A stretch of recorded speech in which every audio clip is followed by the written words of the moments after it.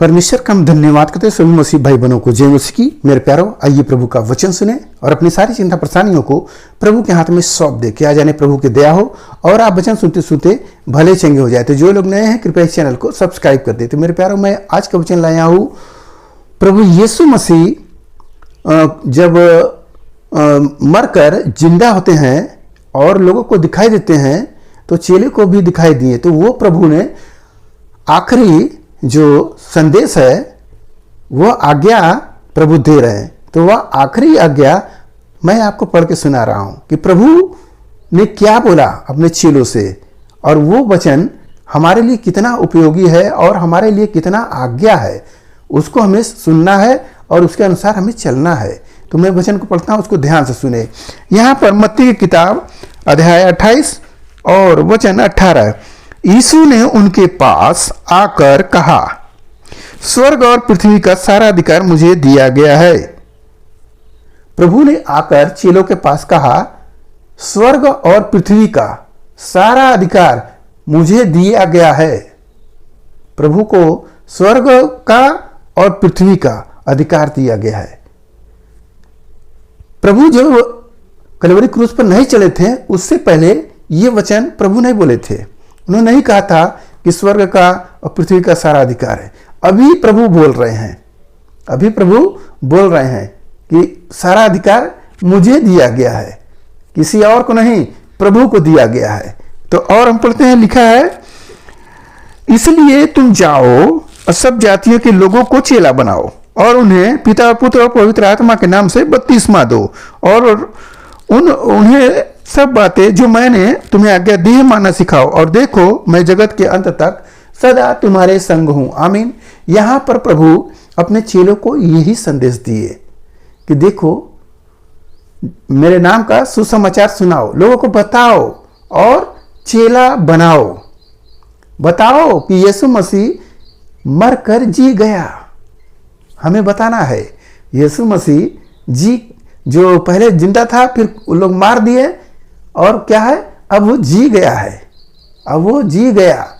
इस बात की चर्चा हमें करनी है और उस व्यक्ति को जो सुने उसे चेला बनाओ, विश्वासी नहीं, चेला बनाओ। प्रभु का वचन है, उसको चेला बनाओगे। चेला जी ही वह काम को आगे बढ़ाता है, विश्वासी उस काम को नहीं बढ़ाएंगे। विश्वासी केवल विश्वास करने वाले हैं, चंगाई के लिए है वो। परंतु यहां प्रभु बोल रहे हैं चेला बनाओ, और जो बातें मैंने तुम्हें बताई हैं, जो आज्ञा प्रभु ने दी है, उनको मानना सिखाओ। कि कैसे प्रभु ने हमें सिखाए हैं, किन किन बातों के लिए हमें क्या क्या करना है, सारी बातें हमें प्रभु बताए हैं। उसके बारे में वो जो नया चेला है उसको क्या है, सिखाओ, मानना सिखाओ। कि प्रभु ने कहा है कि प्रसाद चढ़ाया हुआ ना खाएं, इस प्रकार से पवित्रता का जीवन जिए। ये सारी बातें उन चेलों को सिखाओ, ये प्रभु का आदेश है। फिर देखो प्रभु कह रहे हैं, देखो मैं जगत के अंत तक, यानी कि जब तक यह पृथ्वी बनी है तब तक मैं तुम्हारे संग हूं। सोचिए, प्रभु आत्मा के रूप में हमारे संग है। ये बात को आपको प्रतीति करना होगा। बहुतों ने ये बताया है कि मैंने अपने जीवन में मरने वाला ही था, मैं एक्सीडेंट हो गया, मैं मरने ही वाला था, कि उसी वक्त प्रभु ने मुझे बचा लिया। सोचिए, गाड़ी तो सत्यानाश हो गया परंतु उस व्यक्ति का सत्यानाश नहीं हुआ। वो यीशु मसीह ही है जो हम सबको हाथ को पकड़कर उसी गड्ढे में से निकाल लेता है, उसी खतरे मुसीबतों से इसे पकड़ के लोक लेता है, बचा लेता है। वो प्रभु ही है। तो वो प्रभु हमारे साथ है, वो जगत के अंत तक, वो अपने वचन के अनुसार वो हमारे साथ है। हालेलुया।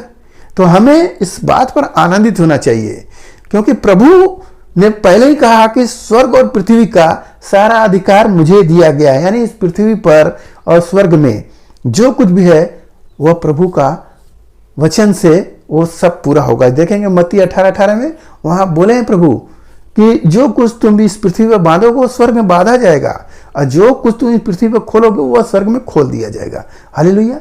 तो मेरे प्यारों, प्रभु बता चुके इस वचन को, तो हमें विश्वास के साथ हमें प्रभु जो दिए हैं आदेश, उस आदेश को हमें आगे बढ़ाना है, उसका पालन करना है और लोगों को चेला बनाना है और लोगों को सिखाना है कैसे कैसे क्या करना है, कैसे प्रभु को प्रार्थना किया जाता है। वो सारी बातें आज के इस वचन से आपको मिला है और आप भी जाकर लोगों को सुसमाचार सुनाए। इसी अपने जीवन को, जो अंधकार में चल रहे हैं, आप ज्योति में आ जाओ और प्रभु के काम को करो। देखो तुम्हारे जीवन में कितना आशीष होता है। जो काम अभी तक रुका है वह काम पूरा होगा, परंतु पहले प्रभु का राज्य का काम आप करें, वो बढ़ोतरी करें। अब राज्य का लोगों को बारे में बताएं, वो प्रभु आपको आशीष देगा। हालेलुया।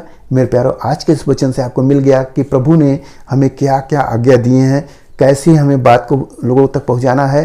तो सारी बातें मैंने आप तक पहुंचा दी और आपका काम भी है जो मैंने कहा वह आप भी कहें।